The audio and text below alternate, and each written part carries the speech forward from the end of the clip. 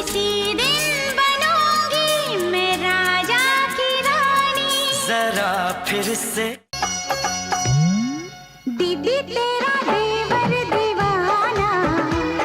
बॉलीवुड की एक ऐसी हरफन मौला एक्ट्रेस जिन्होंने 90 के दशक में सफलता के झंडे गाड़ दिए और जिन्हें हिंदी सिनेमा इतिहास की सबसे सफल अभिनेत्री माना गया। नजरें मिली दिल धड़का मेरी धड़कन ने कहा। एक ऐसी हसीन एक्ट्रेस जिन्होंने अपनी एक्टिंग, सिंगिंग और जबरदस्त डांसिंग से लाखों दिलों पर राज किया, तो वहीं अपनी मनमोहक मुस्कान से करोड़ों फैंस को अपना दीवाना बना दिया। चुनरी में दिल है मेरा, ये दिल मैं दूंगी मेरे यार को। वो अभिनेत्री जो न सिर्फ बॉलीवुड की सबसे ग्लैमरस, वर्सेटाइल और खूबसूरत अदाकारा मानी गईं, बल्कि दुनिया की टॉप 100 सेलिब्रिटी लिस्ट में भी शुमार रहीं। बहुत प्यारी करती है तुमको सनम। लेकिन क्या आप जानते हैं कि फिल्मों में आने से पहले इनकी शादी एक जाने माने सिंगर से तय हुई थी और उस सिंगर ने इन्हें देखने के बाद शादी से इनकार कर दिया था। ये गई दिल्ली, ये गई शादी, सब मर्द एक जैसे होते हैं। क्या आपको पता है कि 5 फेमस एक्टर्स और एक स्टार क्रिकेटर के साथ इनके अफेयर और लिव इन रिलेशनशिप की चर्चा मीडिया रिपोर्ट्स और अखबारों की सुर्खियां बनी और इन पर कई शादीशुदा एक्टर्स के घर तोड़ने का आरोप भी लगा। आशिक मिलाना ऐसा मेरी पसंद जैसा, बेदिल शहर ये कैसा। और क्या आप यकीन करेंगे कि अपने अर्श पर चल रहे बॉलीवुड करियर को इन्होंने अचानक अलविदा कह दिया और एक NRI डॉक्टर के साथ शादी कर अमेरिका चली गईं। अखियाँ मिलाओ कभी अखियाँ चुराओ, क्या तूने किया जादू, कभी घबराओ कभी गले लग जाओ। तो क्यों इतनी विवादित रही बॉलीवुड की सबसे सफल अभिनेत्री धक धक गर्ल की पर्सनल लाइफ और क्यों इन्हें अपना प्यार नहीं मिल सका, आइए जानते हैं।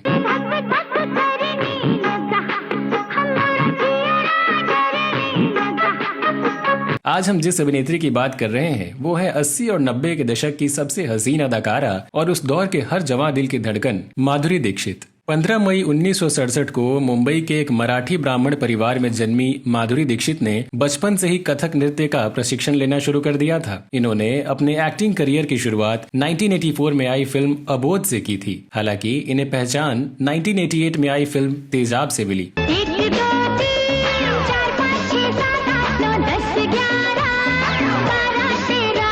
इसके बाद माधुरी ने कभी पीछे मुड़कर नहीं देखा और एक के बाद एक हिट फिल्मों की झड़ी लगा दी। अरे रे अरे क्या हुआ, मैंने ना ये जाना। अरे रे दोस्तों, हम माधुरी दीक्षित की फिल्मोग्राफी की चर्चा किसी और वीडियो में करेंगे। आज बात करते हैं इनकी निजी जिंदगी की। दरअसल माधुरी दीक्षित के माता पिता नहीं चाहते थे कि उनकी बेटी फिल्मों में काम करे। यही कारण रहा कि इनके परिवार वाले इनकी शादी कम उम्र में ही करा देना चाहते थे। परिवार वालों ने किसी जानने वाले के जरिए मशहूर बॉलीवुड सिंगर सुरेश वाडकर से माधुरी का रिश्ता तय कर दिया। लेकिन दावे के मुताबिक माधुरी को देखने के बाद सुरेश वाडकर ने इस रिश्ते को ठुकरा दिया। इसके पीछे सुरेश ने वजह बताई कि माधुरी बहुत ही दुबली पतली हैं और उन्हें पसंद नहीं है। सोचिए, वक्त बदला और वही दुबली पतली लड़की करोड़ों दिलों की धड़कन बन गई।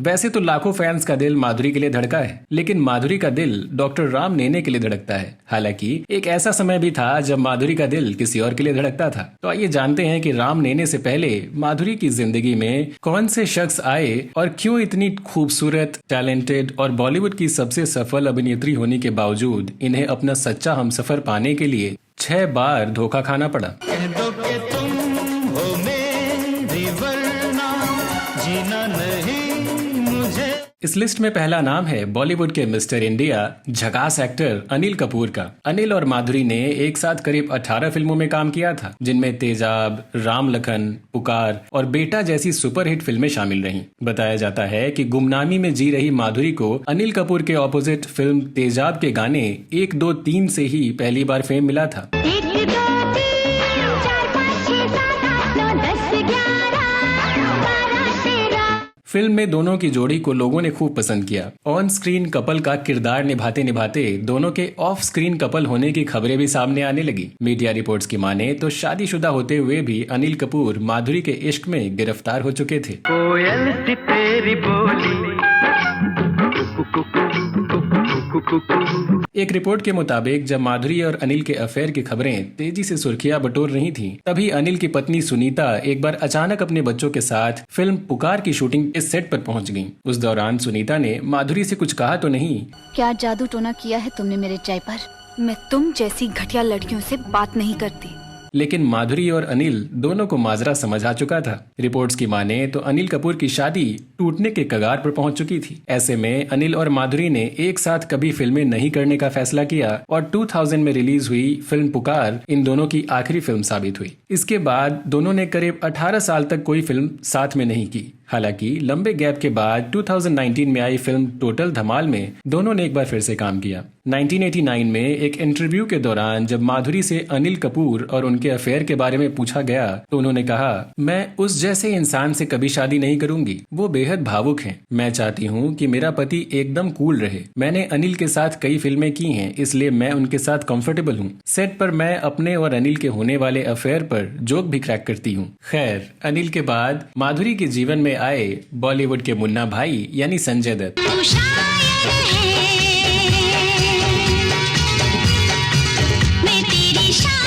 90 के दशक में माधुरी और संजय दत्त की ऑन स्क्रीन जोड़ी टॉप पर थी। मीडिया रिपोर्ट्स की माने तो 1991 में आई फिल्म साजन की शूटिंग के दौरान दोनों एक दूसरे के करीब आ गए थे। संजय दत्त पहले से शादीशुदा थे, लेकिन दिलफेक संजय ने माधुरी के प्यार में पड़कर अपनी पत्नी ऋचा को धोखा देना शुरू कर दिया। माधुरी को भी इस बात से कोई फर्क नहीं पड़ रहा था कि वो किसी की शादीशुदा जिंदगी में दूसरी औरत बनकर दखल दे रही हैं। लेकिन कहा जाता है कि इश्क छुपाए नहीं छुपता। सो इस रिश्ते की चर्चा भी धीरे धीरे फिल्म इंडस्ट्री में आम हो गई और फिल्मी मैगजीन्स की गॉसिप बनने लगी। मेरा दिल भी कितना पागल है, ये प्यार तो।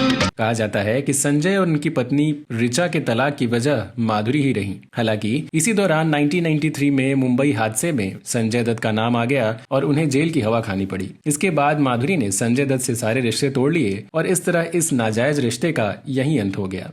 अंधेरे में शर्म से तुम अपना मुंह तो छुपा सकते हो, रोशनी में शायद तुम मुझसे आंखें नहीं मिला पाते। इस लिस्ट में अगला नाम है allrounder ex Indian cricketer Ajay Jadeja का। मीडिया रिपोर्ट के अनुसार एक फोटोशूट के दौरान माधुरी और अजय के बीच प्यार बरपना शुरू हुआ था। तब दोनों की रोमांटिक तस्वीरों ने खूब सुर्खियां बटोरी थी। अजय की चाहत में माधुरी सब कुछ छोड़ने को तैयार थी। दोनों की जिंदगी में कभी परिवार तो कभी हालात विलेन बनकर रुकावटें पैदा करते रहे। दरअसल अजय जडेजा एक शाही परिवार से ताल्लुक रखते थे और इसी वजह से उनका परिवार साधारण परिवार में जन्मी माधुरी दीक्षित के साथ उनके रिश्ते के खिलाफ था। दोनों परिवारों के बीच खींचतान कम हो पाती उससे पहले ही 1999 में अजय जडेजा का नाम मैच फिक्सिंग में आ गया और उनका करियर खत्म हो गया। Either the family will be against it, they'll win against all odds, or there'll be some sort of a hurdle they have to cross. So in that sense, I think most of the love stories are similar. Ajay Jadeja की साख गिरी तो माधुरी दीक्षित का परिवार भी इस रिश्ते के खिलाफ हो गया, जिसके बाद माधुरी ने अजय जडेजा से दूरी बना ली। इस लिस्ट में अगला नाम है बॉलीवुड के जग्गू दादा उर्फ जैकी श्रॉफ का। ए साहिब, ये ठीक नहीं। ये बात कम ही लोग जानते हैं कि जैकी माधुरी दीक्षित को काफी पसंद करते थे। खबरों की माने तो दोनों लंबे समय तक गुपचुप रिलेशनशिप में रहे और कई बार साथ स्पॉट किए जाते रहे। माधुरी और डॉक्टर नेने की शादी के बाद जैकी का एक बयान काफी सुर्खियों में रहा, जब जैकी ने इंटरव्यू में कहा कि माधुरी की शादी से उनका दिल टूट गया है। हालांकि जैकी और माधुरी ने इन खबरों को अफवाह बताया और मीडिया में इसकी कोई भी ऑफिशियल अनाउंसमेंट नहीं रही। इस लिस्ट में अगला नाम है बॉलीवुड के डिस्को डांसर मिथुन चक्रवर्ती का। मीडिया रिपोर्ट्स की माने तो काफी पहले मिथुन और माधुरी ने एक दूसरे को डेट किया था। प्यार से भी ज्यादा तुझे प्यार करता हूँ।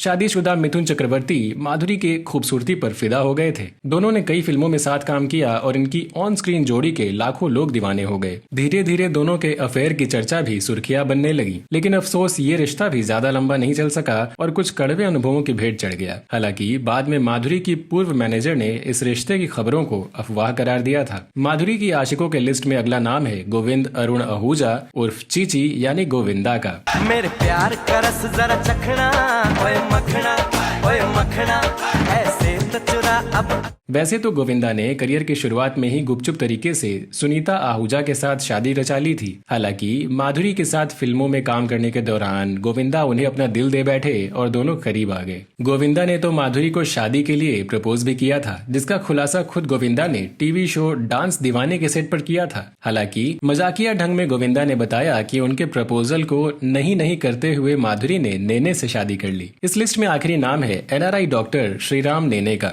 1999 में माधुरी अपने एक रिश्तेदार से मिलने अमेरिका गईं और वहां एक पार्टी के दौरान उनकी मुलाकात डॉक्टर श्रीराम नेने से हो गई। दोनों ने कुछ महीनों की डेटिंग में ही एक दूसरे को हमसफर बनाने का फैसला कर लिया। वापस लौटकर माधुरी ने अपने सारे प्रोजेक्ट खत्म किए और फिर अपने फैंस समेत पूरी फिल्म इंडस्ट्री को हैरान करते हुए अचानक शादी रचा ली। शादी के बाद माधुरी बॉलीवुड छोड़कर अमेरिका चली गईं और अपनी फैमिली लाइफ में बिजी हो गईं। हालांकि अपने बच्चों के बड़े होने के बाद माधुरी एक बार फिर भारत वापस लौटी और अपने फिल्मी करियर का सेकेंड इनिंग शुरू किया। इनकी कमबैक फिल्म रही आजा नच ले। मेरा झुमका उठा के लाया यार वे, जोगी राता बरेली के बाजार। इसके बाद भी माधुरी कुछ बड़ी फिल्मों में नजर आईं और एक बार फिर से अपने जलवे बिखेरे। हालांकि अब ये फिल्मों में कम और टीवी शोज में ज्यादा नजर आती हैं। माधुरी अब अपनी फैमिली के साथ अपने मुंबई स्थित फ्लैट में ही रहती हैं। इन्होंने कई डांसिंग शोज में जज की भूमिका अदा की है और अपना डांस एकेडमी भी चलाती हैं। माधुरी अब 55 साल की हो चुकी हैं और काम में बिजी होने के बावजूद सोशल मीडिया के जरिए एक्टिव रहती हैं और बिंदास बेबाक अंदाज में अपनी जिंदगी और कामयाबी को एंजॉय करती हैं। माधुरी के फैंस को आज भी इनकी फिल्मों का बेसब्री से इंतजार रहता है। बेबाक बॉलीवुड की टीम की तरफ से धक धक गर्ल माधुरी को इनके अपकमिंग प्रोजेक्ट्स के लिए ढेरों शुभकामनाएं। टीवी पे ब्रेकिंग न्यूज, हाय रे मेरा घाघरा